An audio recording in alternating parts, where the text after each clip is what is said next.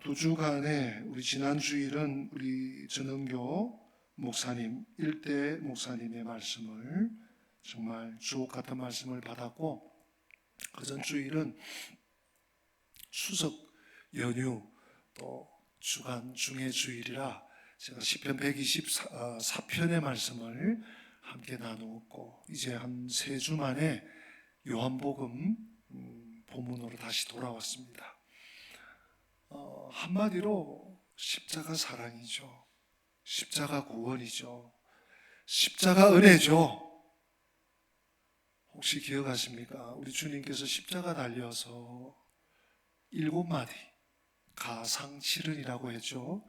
그 중에 내가 다 이루었다, 다 이루었다 하신 말씀을 3주 전에 저희들이 상고했습니다. 더 이상 말이 필요 없어요. 하나님이신 분이, 하나님의 아들이, 야, 나 조금 이렇게 어렵다, 이 정도가 아니고요. 야, 나 조금 고통당한다, 이 정도가 아니고요. 십자가에 친히 달려 물과 피를 다 쏟으시고 죽는 신용이 아니라, 이론적으로 죽음이 아니라 친히 십자가에 달려 죽으심으로 우리들의 구원을, 나의 구원을, 나의 죄악의 짐을 다 끌려주시고 용서하시고 구원을 완성하신 줄 믿으시기를 바랍니다. 더도 아니고 덜도 아니에요. 십자가 사건은 하나님께서 나의 구원을 이루신 마침표를 찍으신 사건이에요. 그러므로 여기서 뭘 더한다? 혹은 더하려고 한다? 가톨릭처럼 큰일 납니다. 큰일 납니다. 끝장납니다. 요거 조금 더 한다고, 하나님이 구원을 예수 그리스도를 통해서 이루셨지만 내가 이렇게 선한 일하고 착한 일하고 내가 이렇게 봉사도 열심히 하고 내가 기도 생활도 많이 하고, 아니요. 너무너무 귀하고 아름답고 복된 일이에요. 제가 조금 전에 열거해 드렸던 이것들이, 이러한 일들이, 이런 섬김들이. 그러나 나의 구원에는 점도 도움이 되지 않습니다. 요즘 하는 말로 1도 도움이 되지 않습니다. 왜요? 우리 주님께서 이미 십자가에서 달려 죽으심으로 다 이루었다. 나의 구원을 다 이루셨기 때문입니다. 또는 이 일 외에 십자가에서 죽으신 주님의 이 보혈의 권세, 보혈의 공로, 보혈의 은혜 외에 내가 혹시라도 또 다른 구원의 길이, 영생의 길이 있는가 하는 것 찾을 필요도 없으시고요. 찾아서도 안 됩니다. 구원에 대해서 더 드리고 싶은 말씀도 없고요. 드릴 말씀도 없어요.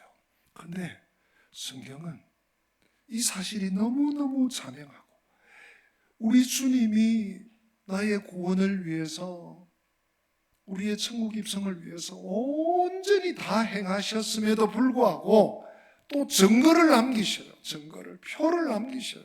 오늘 그 얘기입니다. 그 얘기.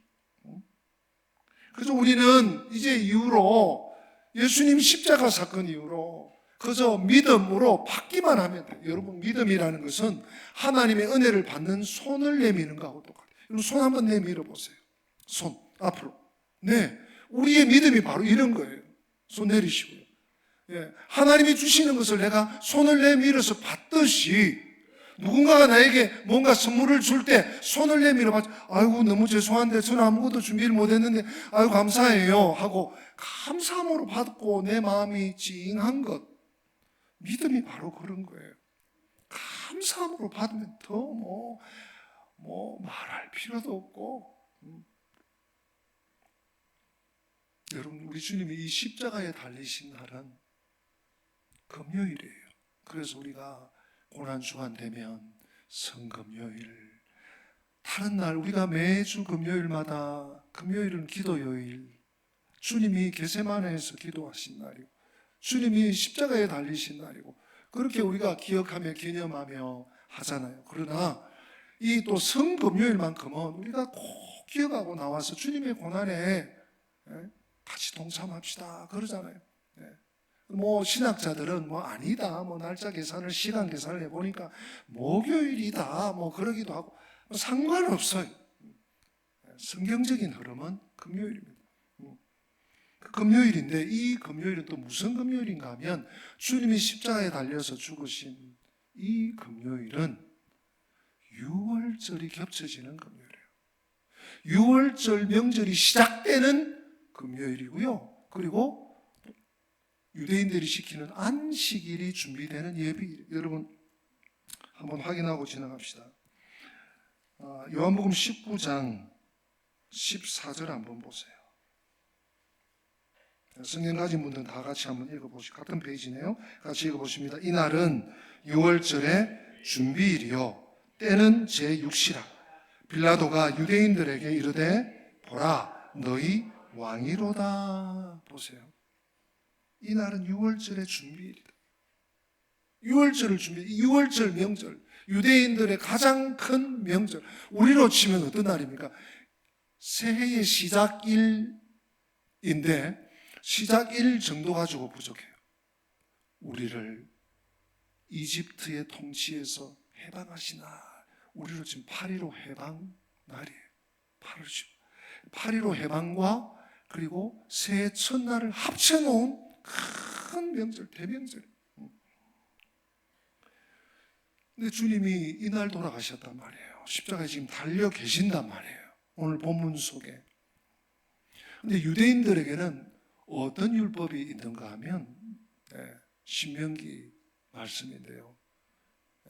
저주받은 자를 하루 종일 달아내 놓지 마라. 안식일을 그래서 더럽히지 마라. 이런 말씀이 신명기에 나와요. 그래서 본래 이 십자가 처형을 행하는 그 원조의 나라 로마에서는 이 처형당한 시체를 밤새 두는 거예요. 밤새 두는. 그것이 자기들의 철칙이었습니다. 그래서 완전히 피를 다 쏟고 목이 이렇게 떨어지고 그리고 까마귀가 와서 그 시체를 쪼도록 두는 거예요. 그런데 유대인들은 율법이 있잖아요. 신명기 율법. 해서 대제사장들이 유대인들을 시켰습니다. 빌라도를 찾아가라. 그래서 시체를 빨리 좀 거두라고 그래라. 해서 오늘 본문에 그 요청이 들어간 것입니다. 그래서 빌라도가 허락을 해서 군병들을 보내니까 지금 첫 번째, 두 번째 두 강도에게 가니까 살아있어. 그들의 다리를 꺾어서 행경막을 꺾어서 한 번 더 사형을 하는 거죠. 그리고 이제 세 번째 예수님이 달려있는 십자가에 가니까 예수님은 이미 숨을 거두셨어요. 죽으셨어요. 오늘 본문에 나오고 있습니다. 33절 예수께 이르러서는 이미 죽은 것을 보고 뭐를 하지 않습니까? 다리를 꺾지 않아. 앞에 두 강도는 아직 살아있어서 숨이 남아있어서 꺾어서 죽게 했는데 예수님은 이미 돌아가셨어요. 그래서 다리를 꺾지 않았다라는 얘기가 나오고 있는데 여러분 이 다리를 꺾지 않았다라는 말씀이 오늘의 키워드입니다. 중요한 말씀이에요. 우리 본문을 본 김에 이 말씀이 구약 성경에 예언이 되었었는데요. 오늘 본문 36절입니다, 여러분. 오늘 이 말씀이 중요한데요. 같이 한번 읽어보시겠습니다. 36절 시작. 이 일이 일어난 것은 그 뼈가 하나도 꺾이지 아니하리라 한 성경을 응하게 하려 함이라. 아멘. 성경을 응하게 하려 함이라. 제가 지난 몇 주 전에도 말씀드렸죠. 그냥 그런 일이 있었네, 그렇게 됐네가 아니라 하나님께서 구약에 예언하신 말씀이 그대로 이루어졌다는 얘기예요. 성취가 되었다는 얘기. 구약 예언의 말씀이 신약 예수님의 십자가에서 이루어졌다 이 말씀. 근데 뭐가 이루어졌다는 거죠? 36절은 그 뼈가 하나도 꺾이지 아니하리라 한 성경. 그 뼈가 하는 그 뼈에 여러분 성경에도 표시가 있을 겁니다.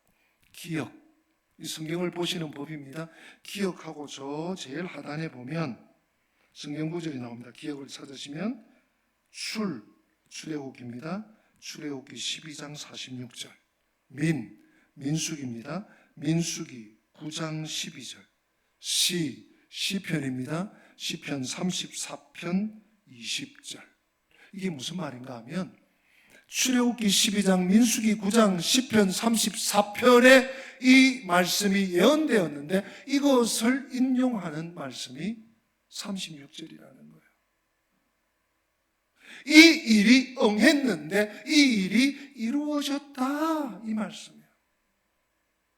오늘 이 말씀을 여러분들과 나누려고 합니다. 오늘 설교 제목이 6월절 어린 양 예수입니다. 예수님이 6월절 어린 양이시다. 제가 사실은 3주 전에 이 말씀을 드렸는데 오늘 이 얘기까지는 못했습니다. 그래서 한 번 더 6월절 얘기가 나오는 것입니다. 여러분 6월절 유래에 대해서 너무 잘 알지 않습니까? 아시는 분은 한 번 더 복습하시고 잘 모르시는 분들은 제가 너무너무 요약해서 축약해서 말씀드리니까 조금이라도 도움이 되시기 바랍니다. 바로가 출애굽기 12장에 보면 너무너무 강팍해졌습니다. 왜냐하면 모세가 내 백성을 보내라 하셨다. 하나님이 나를 보냈는데 내 백성 이스라엘을 보내라. 해방시켜라고 하셨다. 하니까 바로 입장에서는 어처구니가 없는 거죠. 기가 막히는 거죠. 한 번 오고 두 번 오고 세 번 오고 올 때마다 저주를 가져오네요. 하나님의 선물이 아니라 하나님의 심판을 가져오네요.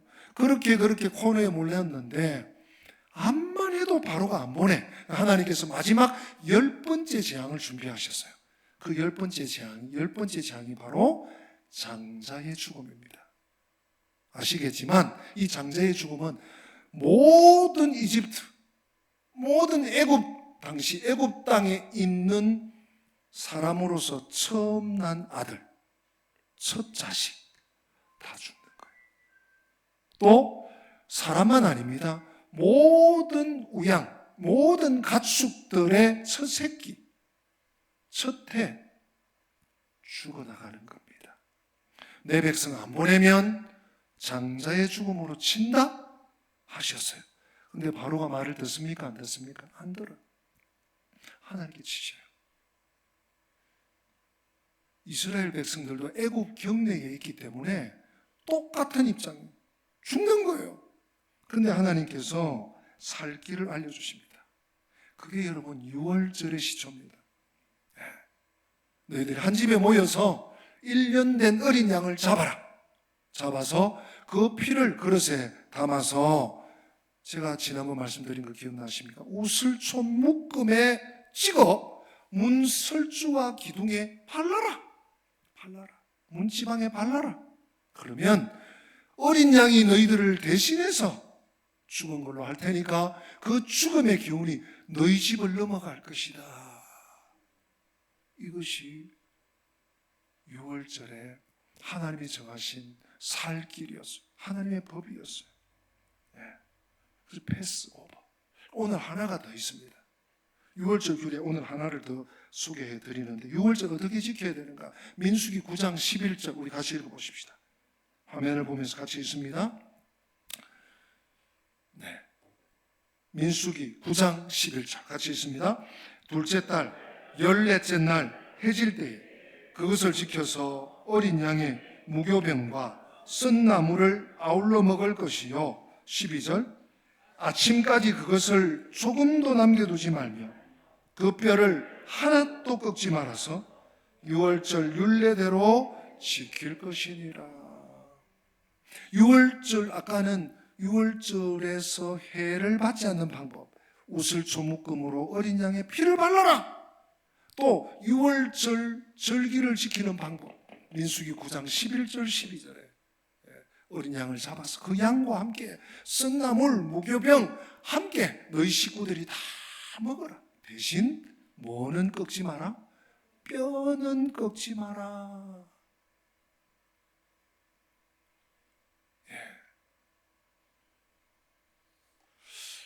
여기서 제임스 보이스라고 하는 목사님이 이 부분을 너무 탁월하게 주의를 하시더라고요. 제가 조금만 소개해 드릴게요. 예수님의 뼈가 꺾어지지 않았다는 것은 그분이 당신 백성들의 죄를 위해서 죽임을 당하신 6월절 어린 양임을 지시하고 있는 것이다. 시편 34편 20절 화면 한번 부탁합니다. 그의 모든 뼈를 보호하시며 그 중에 하나도 꺾이지 아니하도다. 이 요한이 이 구절을 생각하고 있는 것이다. 여러분, 이 구절이 다윗이 성령의 감동으로 기록된 이것이 메시아에게 적용된다고 다윗이 생각하지는 않은 것 같아. 그런데 요한은 깊은 묵상 속에 조금 전에 제가 소개해드렸던 민수기 9장 12절, 또 출애굽기 12장 47절, 조금 이따가 제가 언급하겠습니다. 그리고 시편 34편이 6월절 어린 양 예수님에게 적용된다 하고 생각하고 이 말씀을 한 거예요. 6월절 제도 속에는 6월절 어린 양의 뼈가 꺾여서는 안 된다는 지시가 노골적으로 드러나 있음을 기억하고 있다. 출애굽기 12장 46절은 이렇게 선언합니다. 한 집에서 먹되 그 고기를 조금도 집 밖으로 내지 말고 그 다음 뼈도 꺾지 말지며, 뼈도 꺾지 마라. 또 다시 민수기 9장 12절에는 아침까지 그것을 조금도 남겨두지 말며 그 뼈를 하나도 꺾지 말아서, 조금 전에 제가 같이 읽었죠, 저희들이 라고 되어 있습니다.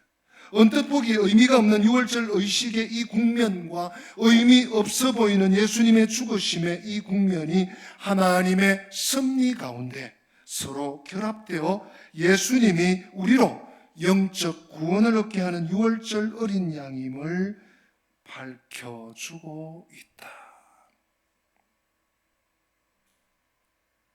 물론 요한은 이것을 내내 알아왔다.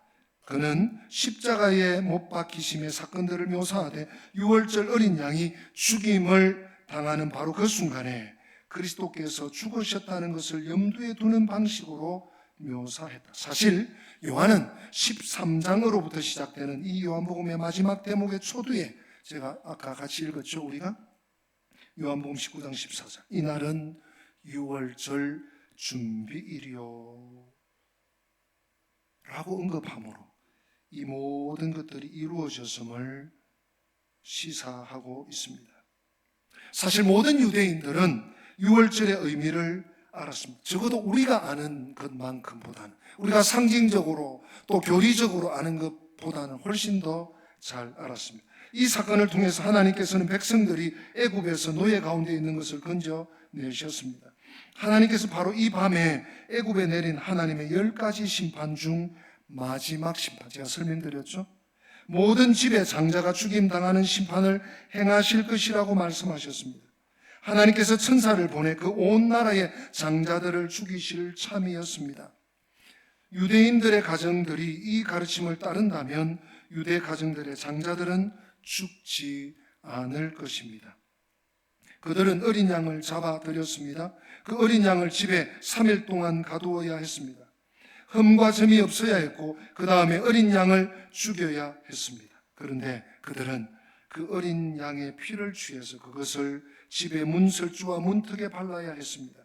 죽음의 천사가 오면 피를 보는 곳마다 그 천사가 넘어가게 될 것입니다. 설명드렸습니다. 그래서 그 집의 식구들은 안전하게 보존될 것입니다. 이것은 민족적 대사건이었고 축제였는데, 유대인들이 이날을 기념하기 시작할 때 나사렛 예수께서 죽임을 당하셨습니다. 요한이 지시하는 바는, 즉 하나님께서 요한을 통해서 말씀하고 계십니다. 예수님께서는 구약의 중요한 모형의 완전한 성취라는 것입니다. 우리는 죄인들입니다. 우리는 죽어 마땅합니다. 하나님의 심판의 천사가 오고 있습니다. 그러나 예수께서 우리를 대신해서 죽으셨습니다. 예수께서 내가 죽어야 할 죽음을 죽으셨습니다. 그 피가 우리의 죄를 씻었습니다. 이제 그 죽으심 때문에 심판의 천사가 그를 믿는 모든 사람들을 지나갈 것입니다. 여기까지가 제임스 보이스 목사님 제가 언급한다고 했던 부분부터 강해에 들어있는 내용이에요. 저는 이 부분을 책을 읽으면서 무릎을 쳤습니다. 그렇다. 사랑하는 성도 여러분, 예수님께서 십자가에 달려서 죽으심으로 다 이루었다 하심으로 모든 것이 종결됐습니다. 구약의 율법도 완전히 다 성취하셨습니다. 그것으로 끝입니다. 그러나 성경은 특별히 하나님의 감동으로 기록한 기록자인 요한은 그 뼈를 꺾지 않았다 하는 말씀 속에 남겨두었고, 그것이 바로 예수 그리스도가 메시아고 그리스도고, 그분이야말로 유월절 어린 양 되셨음을 확증해 주고 있는 것입니다. 사랑하는 성도 여러분, 그렇습니다. 예수님은 우리 영혼에 생명을 불어넣어 주시는 분이고, 그리고 우리가 유월절에 피도 바르지만, 우슬초록 피도 바르지만 유월절에 양식을 허락하시는 거예요. 어린 양의 피를 흘려 우리를 위험으로부터 막으실 뿐만 아니라 어린 양의 생명을 양식으로 그 고기를 우리에게 주시고 무교병을 주시고 썬나물을 주셔서 살아가게 하시는 거예요. 우리 주님은 이렇게 섬세하신 분입니다. 그래서 우리가 믿으면, 예수님을 믿으면 구원을 받고, 예수님을 믿으면 하늘 양식을 얻는다는 말씀이 그냥 공연물이 아닌 이유가 이것입니다. 사랑하는 성도 여러분, 믿음은 예수님과의 연합입니다.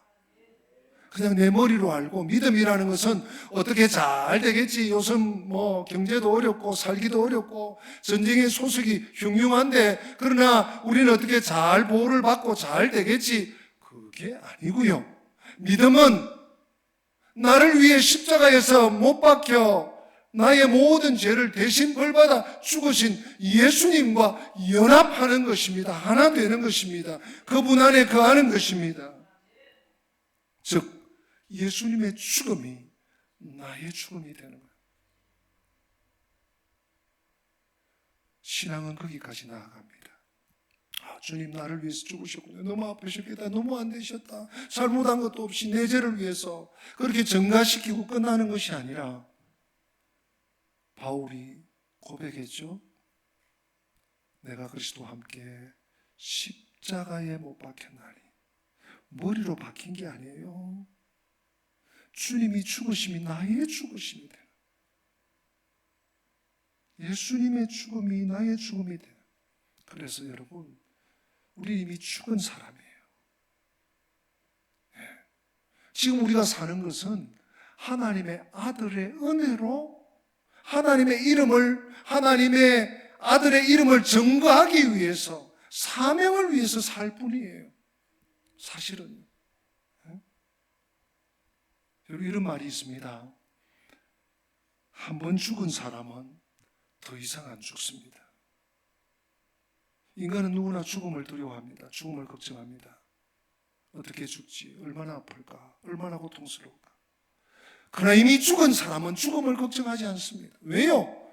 죽었기 때문에. 저나 여러분들이나 이미 죽은 자임을 기억하셔야 합니다. 이미 죽은 자는 두 번 죽지 않습니다. 죽은 자는 그러므로 감사할 뿐입니다. 하나님, 제가 죽은 자인데, 생명 없는 자인데, 소망 없는 자인데 아무것도 아닌데, 분토와 같은데 저를 여겨주시고, 저를 살려주시고, 저를 사용하여 주시고, 저를 도구로 써주시니 감사합니다. 그것밖에 없어요. 네. 오늘 십자가의 설교를 마치면서 우리는 받은 은혜에 감사할 뿐입니다. 보혈의 그 사랑을, 보혈의 십자가, 보혈의 그 은혜를 받았으니 감사하고 또 감사하고 그 사랑을 전달하는 십자가의 전달자로 이 세상을 살아가는 저와 우리 영광 가족들이 다 되시기를 주님의 이름으로 축복하고 부탁드립니다. 다 함께 기립하겠습니다. 우리 오늘 받은 말씀 마음에 새기면서 주님의 보혈을 찬송합시다. 보혈을 지나 하나님 품으로, 보혈을 지나 아버지 품으로 한 걸음씩 또 한 걸음씩 나가기 원합니다. 우리 고백하며 찬양합시다. 보혈을 지나 하나님 품으로, 보혈을 지나 아버지 품으로, 보혈을 지나, 보혈을 지나 하나님 품으로 한 걸음씩 나가네. 보혈을 지나, 보혈을 지나 하나님 품으로, 보혈을 지나 아버지 품으로, 보혈을 지나 하나님 품으로 한 걸음씩 나가네. 손 귀한 주 보혈이, 주 보혈이 내 영을 새롭게 하시네. 존귀한